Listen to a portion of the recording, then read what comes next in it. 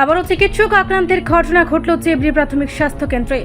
গতকাল বৃহস্পতিবার রাতে ঘটে এই ঘটনার বিবরণে জানা যায়, গতকাল রাতে 11:15 নাগাদ এক ব্যক্তি একটি ছোট্ট শিশুকে চেবড়ি প্রাথমিক স্বাস্থ্য কেন্দ্রে নিয়ে আসেন চিকিৎসার জন্য। ডাক্তারবাবু শিশুটির চিকিৎসা করেন। চিকিৎসা করার সময় শিশুটির সাথে আসা অমৃত মহাপাত্র নামে ওই ব্যক্তি ডাক্তারবাবুকে 3-4 বার মারার জন্য চেষ্টা করেন, কিন্তু গ্রুপ ডি স্বাস্থ্যকর্মীর চেষ্টায় ডাক্তারবাবু অল্পেতে রক্ষা পান। এই ঘটনা নিয়ে চেবড়ি প্রাথমিক স্বাস্থ্য কেন্দ্রের স্বাস্থ্যকর্মীদের মধ্যে আতঙ্ক বিরাজ করছে। আজ ডাক্তারবাবু খোয়াই থানায় একটি মামলা দায়ের করেন অভিযুক্তের বিরুদ্ধে। কি কারণে এই হামলা তা জানা যায়নি, তবে চিকিৎসকদের উপর এভাবে হামলা চালানোর প্রবণতা ক্রমশই বাড়ছে, যা অত্যন্ত নিন্দনীয়। অভিযুক্তের বিরুদ্ধে পুলিশ এবার কি ভূমিকা নেয় সেটা এখন দেখার বিষয়। স্যার, গতকাল রাত্রে কি হয়েছে? গতকাল গত 23 তারিখে আমি চেবড়ি হসপিটালে 24 ঘন্টা ডিউটিতে ছিলাম।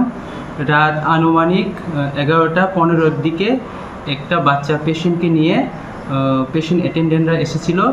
এরপরে আমি পেশেন্টকে অ্যাটেন্ড করলাম। এরপরে মেডিকেশন যা দেওয়ার সব দেওয়ার পরে পেশেন্ট অ্যাটেন্ডেন্টের মধ্যে একজন আমার সঙ্গে আর হসপিটাল স্টাফের সঙ্গে মিসবিহেভ করেছে।